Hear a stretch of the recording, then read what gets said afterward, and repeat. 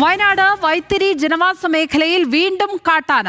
ദേശീയപാതയോരത്തെ honey മ്യൂസിയത്തിലാണ് ആന എത്തിയത്.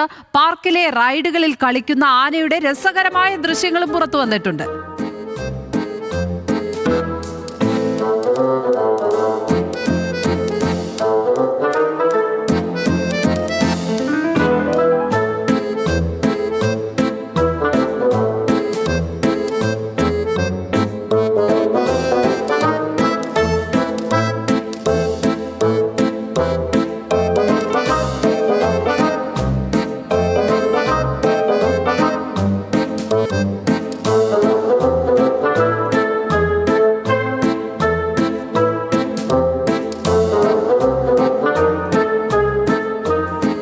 Lynette Varghese ചേർന്നു വിവരങ്ങളുമായി. ലിനറ്റ്, ഒരുപക്ഷെ നമ്മൾ ഇങ്ങനെ ഒരു ദൃശ്യം കണ്ടാൽ AI ക്രിയേറ്റഡ് ആണോ എന്ന് സംശയിക്കുന്ന തരം ഒരു ദൃശ്യമാണ്.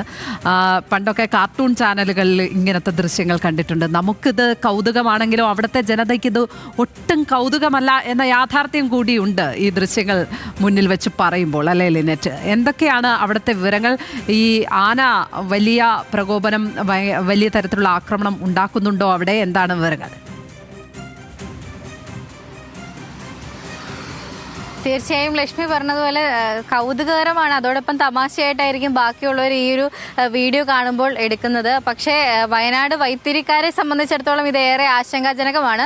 കാരണം ദേശീയപാതയോട് ചേർന്നുള്ള ഹണി മ്യൂസിയത്തിലെ പാർക്കിലാണ് ഇത്തരത്തിൽ കാട്ടാന ഇന്നലെ രാത്രി എത്തുന്നത്. 2 കാട്ടാനകളായിരുന്നു എത്തിയത്. നമുക്ക് ഈ വീഡിയോയിൽ കാണുന്ന പോലെ അവിടെയുള്ള പാർക്കിലെ റൈഡുകളിലൊക്കെ കയറുന്നതായിട്ടും കളിക്കുന്നതായിട്ടൊക്കെ തന്നെ ഈ ദൃശ്യങ്ങളിൽ വ്യക്തമാണ്. പക്ഷേ ഇതൊരു ജനവാസ മേഖലയാണ്. അവിടെ ആളുകളും കുട്ടികളും ഒക്കെ തന്നെ കളിക്കാനൊക്കെ ആയിട്ട് എത്തുന്ന ഒരു സ്ഥലം കൂടിയാണ്. ഇതേറെ ആശങ്കാജനകമാകുന്ന ഒരു സംഭവം കൂടിയാണ്. കഴിഞ്ഞ ആഴ്ചയാണ് ഇതുപോലെ തന്നെ ഒരു കാട്ടാനക്കൂട്ടം, 6ഓളം വരുന്ന കാട്ടാനകൾ ഈ സ്ഥലത്ത് തന്നെ വൈത്തിരിയോട് ചേർന്ന ഭാഗത്ത് ജനവാസ മേഖലയിൽ നിലയുറപ്പിക്കുന്ന ഒരു സാഹചര്യം ഉണ്ടായത്. അത് വളരെയേറെ ആശങ്കകൾ സൃഷ്ടിച്ച ഒരു സംഭവമാണ്. വനംവകുപ്പിന് പോലും അവരെ തുരത്താൻ 1.5 ദിവസത്തോളം വേണ്ടി വന്നു. രാത്രികാലങ്ങളിൽ മാത്രമാണ് ഇതിനെ ഇവിടെ നിന്ന് തുരത്താൻ സാധിക്കുന്നത്. കാരണം അവിടെയുള്ള യാത്ര പോലും വേണ്ട എന്ന് വെച്ചൊരു സാഹചര്യമാണ് വൈത്തിരിക്കാരെ സംബന്ധിച്ചിടത്തോളം ഉള്ളത്.